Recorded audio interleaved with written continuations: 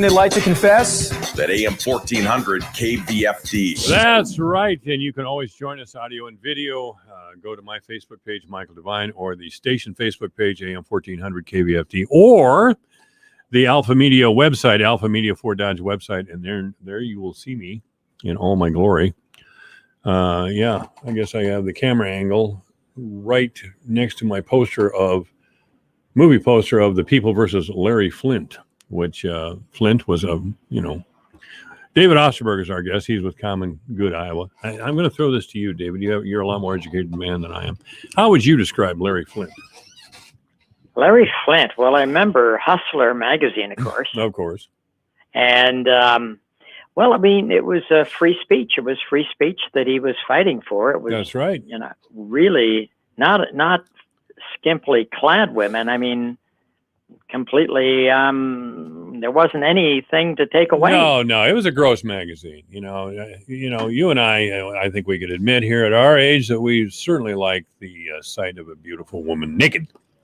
But this. Did you say naked? Naked, yes. That's how we pronounce it up here in Webster County. Naked, naked. So we enjoy that, but Hustler took it to very weird levels. But anyway, I have that poster in this office because I believe in truth. And it's been quite a while since you've been in here, David. But I do have also a poster of Malcolm X. And Malcolm is quoted on this poster, and he tells us that I believe there will be ultimately a clash between the oppressed and those who do the oppressing. I believe there will be a clash between those who want freedom and justice and equality for everyone and those who want to continue the system of exploitation. I believe that there will be that kind of clash, but I don't think it'll be based on the color of skin.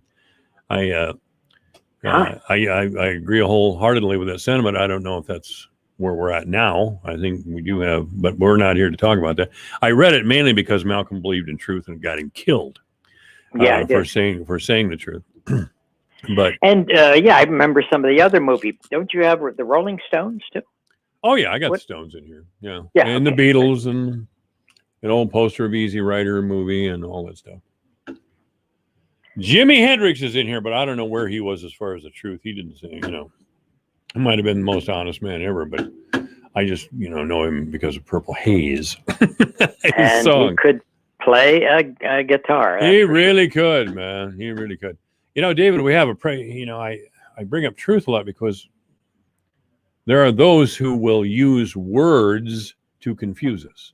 There are those who will use words and sometimes their emotions to convince us that what we're seeing is not the truth.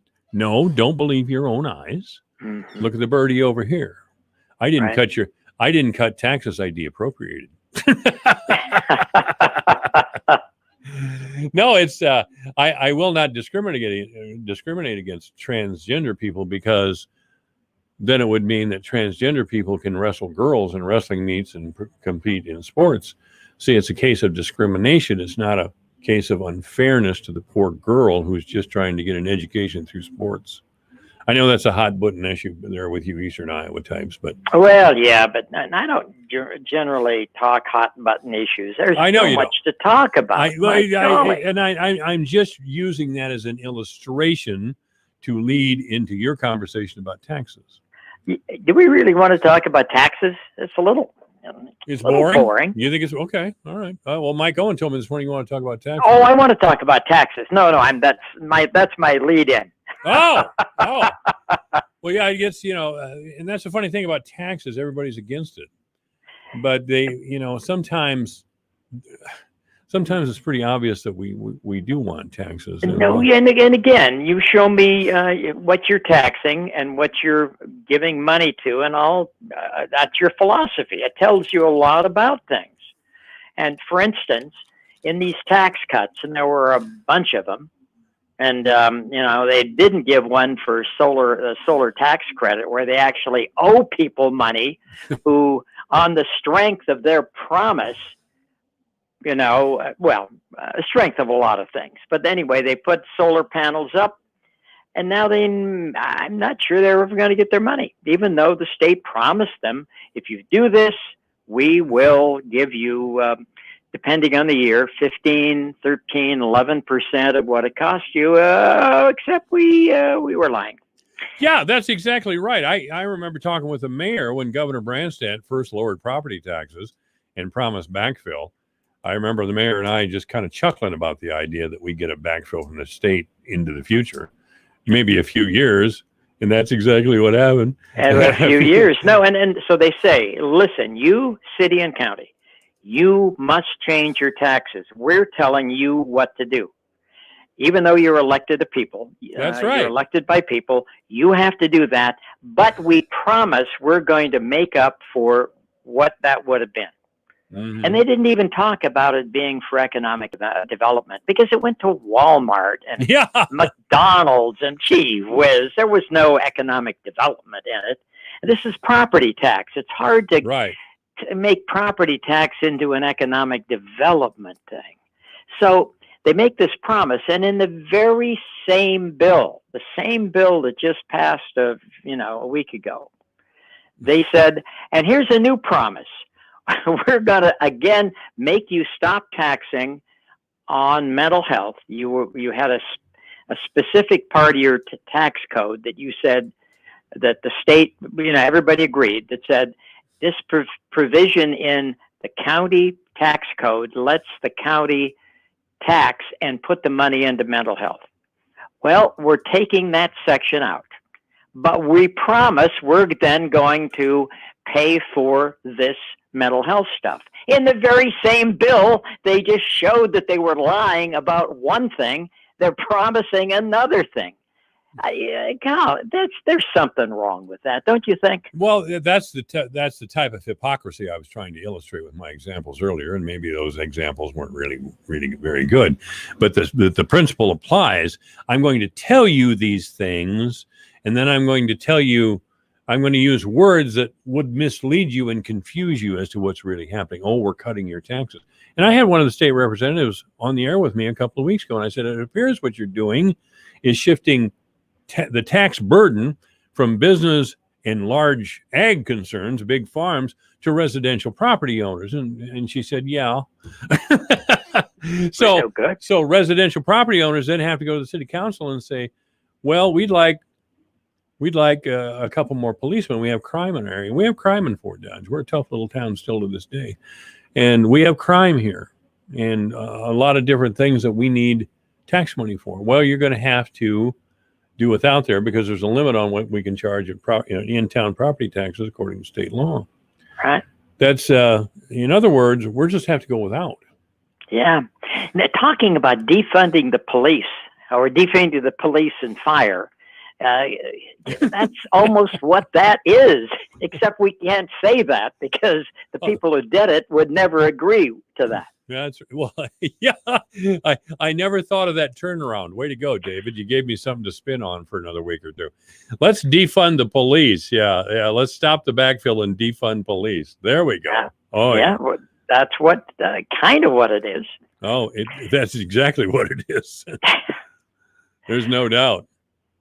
So anyway, taxes and the thing that our complaint on the taxes, us being the common good Iowa, right, was the federal government's been shoveling in money into the states, trying to figure out how you get their economies going again. Because generally, if you shovel more money in, whether it is going to farmers and ag payments or going to Social Security repay, people, I think you and I get some of that Social Security money. So it comes in and then we spend it. So that's good for the economy. When they did that for COVID-19, this was the Biden one that came out in January. The Biden one actually gave money to states. The previous ones, they would never give any money to state government. Mm-hmm. Biden one did, and it was like $1.48 billion. Just a big number. I remember our state budget is $8 billion a year, so $1.8 billion, that's real money. Yeah. But we're going to lose a portion of that because we made those state tax cuts. They said, look, we're going to do that for you, but if you prove to us that you don't need the money by making tax cuts, whatever you cut taxes by, we're not going to give you that. So now it's a little confused, and this is true what the legislators are saying, but it's going to be something. It may be $400 million. It may be more like $200 million, and Peter Fisher doesn't even know how much it's going to be. Peter, all right.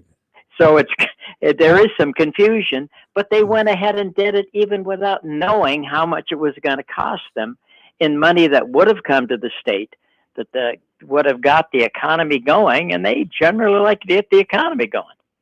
Generally, yeah. So, well, that's basic Republican philosophy, though. If we cut taxes on the job creators, I used to love the way that John Bonnier and Glenn Beck said that. Glenn Beck used to be on the air crying about that we don't appreciate the job creators enough. He did cry, though, didn't he? Oh, he was a crier. Him and Bonnier both, they're just ballers, and as a matter of fact, some of John Bonnier's fellow Republicans got on him a little bit for appearing on 60 Minutes and all these news shows, bawling his head off. It just didn't look good, and it didn't really. No. Beck, I think that was a little bit of theater there. God, yeah, but that's hard to do about taxes. When I started this, I was going to say it's not the most interesting subject, maybe, but I don't know if I'd cry. Well, that's right. And, I want to find ways to clarify to my audience what's really happening with their government and get them away from these public announcements and these prepared statements that both parties make, because they're both. And my old government teacher here, when I first went to Iowa Central here in Fort Dodge, my old government teacher, first day in class, said, "I want you to write this down. The purpose of government is to control people by deceiving them." Oh, wow! I never forgot that. I never forgot, and it kind of put into one sentence what I had kind of thought in the back of my mind, but I'd never really put into words before. The purpose of government is to control people or to govern people by deceiving them. That's where we're at, and that's the way. If you look at the history of our country, that's the way it's always been. That's the way it's always been. So we must insist on if we're going to go forward, we must insist on a different standard of honesty from our political figures. Don't get away from these get away from these media. God, have they all got press agents? Jesus. I don't mind the position of either party. They have a belief system, an ideology, and they always start from there. That's fine. We just have to know what's really going on. What is your real issue? Yeah, and when they violate it, why would you do something that would cost you $200 million or $400 million over the next couple of years? Mm-hmm. Why would that be a good idea? Whatever side you're on, and given that when money comes into the state and it's spent, it's good. Well, there's a couple of reasons. First of all, again, that's basic Republican ideology. You and I know this, and we've talked about it before on the air several times. Republicans believe in their heart of hearts that if you cut taxes on the most prosperous or the wealthiest or most capable, then they will pull the rest of the drone behind them. And Ronald Reagan used to talk about that all the time. That's why we have the growth of Walmart and all these big box stores. Sure, but here, this is what happens. We cut their taxes, and then somehow more money gets spent. But what you're doing is giving up more money being spent in order to do that. So, there's going to have to be a heck of a lot of new spending that's going to come out of these tax cuts to overcome not only the tax cuts, but the other stuff that isn't coming that would have under the present rules. And there are things you can spend money on that have big payoffs. And Peter Fisher did this study, I don't know, about I can't remember when, a few years ago, looked at different ways the state spends money and whether or not it has a return back to the state. Not necessarily that it would be 100%. I mean, that's not what the state does. I mean, the state puts some money into prisons and, you're getting some protection out of that. You don't expect to get some money back, although you may if you educate folks while they're there and they turn out to be better citizens. But one thing that paid off, and you just mentioned it, was community colleges. Yeah. Because if you spend money on community colleges, not only is, in this case, you going to do better, Right. but so is your kid. And the taxes paid by you and your kid, and the fact that he's not in as much trouble as he might have been otherwise, had you not gone to community college, you actually get money coming back that's equal to what we spent. Right. It's a heck of a good investment. Now, instead of doing that, they cut taxes on the belief that that's somehow going to work when you know the other does work, and you've been underfunding community colleges and the K through 12 system for several years. I mean, if you go back 15 years, we're putting twice as much new money every year into schools as we are now. And the universities, hell, they don't give any money to the universities. Zero, nada. That was the increase for the University of Iowa. Now, okay, I'm biased. I used to teach there, but no new money. It's almost like, it's just a waste of time there in Iowa City, and we're never going to get anything out of that. Well, the People's Republic of Johnson County is kind of under assault, Yeah, it kind of is. That's well, right. because they keep moving further out. I think they're going to relocate the university to China here pretty soon, the way they're going. But anyway, David is Osterberg has been with us for many, many years. I should point out that Common Good Iowa, commongoodiowa.org is his website. Now, David, of course, and a lot of you know this, was formerly with a group called the Iowa Policy Project and iowafiscal.org. Those groups do not exist anymore. David explained it to me one time, and I forgot it 2 seconds later. It's not important anyway. It's forgettable, yes. Yes, Common Good Iowa. Is it .com or org? We're in the org. Okay. We're not commercial. We don't make any money on anything. We give stuff away. You are so. I'll tell you, Saint David of Osterberg. You should be careful. You really should. And by the way, let me say, and I always get in trouble when I say this, and I get a lot of cold shoulders from my farmer friends when I say this. But can we anytime soon admit, for God's sake, that we're a socialist state? We've been a socialist state since Franklin Roosevelt instituted federal farm programs, and we lived on them easily into the 2000s. They're not as overwhelming or dominant as they used to be because we got rid of a lot of the smaller farmers, which was what Ronald Reagan wanted. But and that's still the truth. Most of the great farm families, and they're wonderful people. I know many of them, wonderful people. They're either they or their father or grandfather, all the way back, they lived on federal farm programs, government money, and otherwise socialism. Yeah, that's outside the market. That's right. But they called it price stabilization. It wasn't socialism; it was price stabilization, farm price support. That's what I'm talking about. Use words to confuse us. Farm price support. God.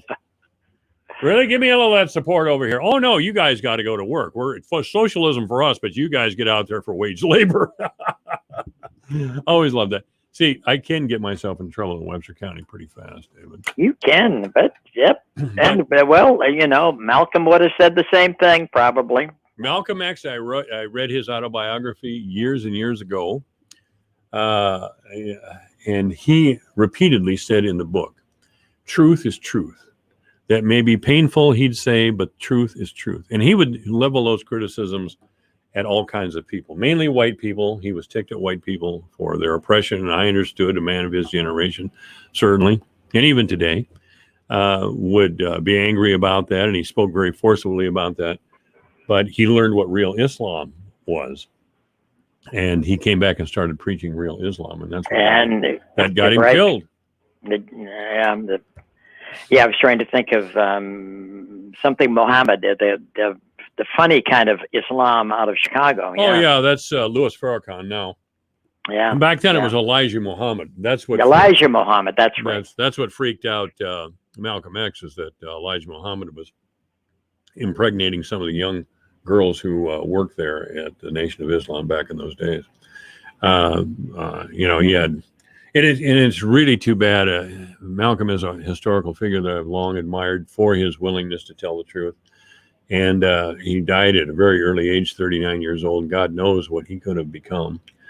And he even mentioned in his autobiography, which was not really an autobiography, it was dictated to the same guy that wrote Roots. I can't think of the man's name now. But anyway, he mentioned several times I could have been something else. You know, he was a convict, really. He was an ex-con and hustler and all these things. But he said if my circumstances were different, I could have been a medical doctor and a lot of things. Well, he certainly could have. He certainly could have. But, well, there's an example of putting money into prisons, and sometimes there's a return. Yeah, sometimes there is. David Osterberg is our guest. He's with Common Good Iowa. Check out the website. David, thank you as always. Hey, great talking, Mike. Great talking. All right, it's 3 o'clock. Sam Clovis is going to be our guest in the next hour. This is AM 1400 KBFD, the voice of Fort Dodge.